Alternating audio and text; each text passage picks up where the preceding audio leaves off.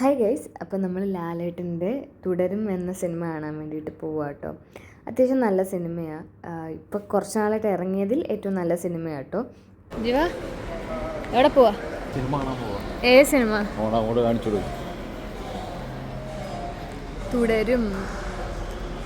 അപ്പോൾ നമ്മൾ സിനിമയൊക്കെ കണ്ടിട്ടൊക്കെ വന്നു. നമ്മൾ കുറച്ച് സാധനം മീനൊക്കെ മേടിക്കാണ്ട് അതെല്ലാം കഴിഞ്ഞിട്ട് വന്നു കേട്ടോ. അപ്പോൾ സിനിമ നല്ല സിനിമയാണ്. അപ്പോൾ ഇനി നമുക്ക് ഇവിടെ കുറച്ച് മീനൊക്കെ ഉണ്ടാക്കി രാത്രിയിലേക്ക് കുറച്ച് ഫുഡ് തയ്യാറാക്കണം. നാളത്തേക്ക് ഫുഡ് തയ്യാറാക്കണം. നാളെ എൻ്റെ ഡ്യൂട്ടി ഉണ്ട്. അപ്പം അതൊക്കെ ഇന്നത്തെ കാര്യങ്ങൾ. ഗൈസ്, നമുക്ക് കൊഞ്ച് കിട്ടിയിട്ടുണ്ട്. കൊഞ്ച് കിട്ടിയതുപോലെ എൻ്റെ പ്ലേറ്റ് പൊട്ടിക്കോ? എൻ്റെ പ്ലേറ്റ് പൊട്ടിക്കല്ലേ, വേറെ എന്ത് പൊട്ടിയാലും ഞാൻ സഹിക്കും.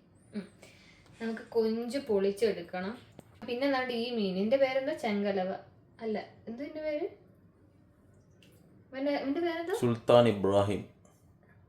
കളിയാക്കിയതല്ലോ കേട്ടോ. ഒറിജിനലി അതിന്റെ പേരങ്ങനെ സുൽത്താൻ കോര ചെങ്കലവെന്നും പറയാൻ തോന്നുന്നു. അത് കിട്ടിയിട്ടുണ്ട്. അത് ഇനി പീസാക്കി എടുക്കണം. ക്ലീൻ ചെയ്തതാ, പക്ഷെ അത് പീസാക്കാൻ വിട്ടുപോയി കാണും. എന്തായാലും പീസാക്കി എടുക്കണം. എന്നിട്ട് നമുക്കിത് വറുത്ത് ചോറുണ്ണാം. എനിക്കല്ല ജീവന്. മീനൊന്നും തൊടാത്ത ഞാനാ. ഇപ്പൊ എന്തൊക്കെ ചെയ്യുന്ന നമുക്ക് നന്ദി വേണം. നന്ദി. നമുക്ക് മീൻ വറക്കാം. സുൽത്താൻ ഇബ്രാഹിമിനെ വറക്കാം. ഒരു മീൻ വരെ എന്ത് നല്ല പേരാ. ശുദ്ധമായ കോക്കനട്ട് ഓയിൽ. മീനിന്റെ വാലുകൾ വറക്കാം.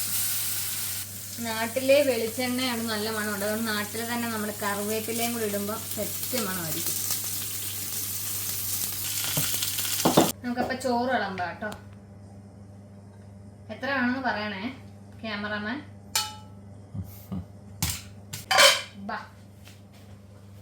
നമുക്ക് ഇതിനകത്തിലേക്ക് അവിയല് വിളമ്പാം.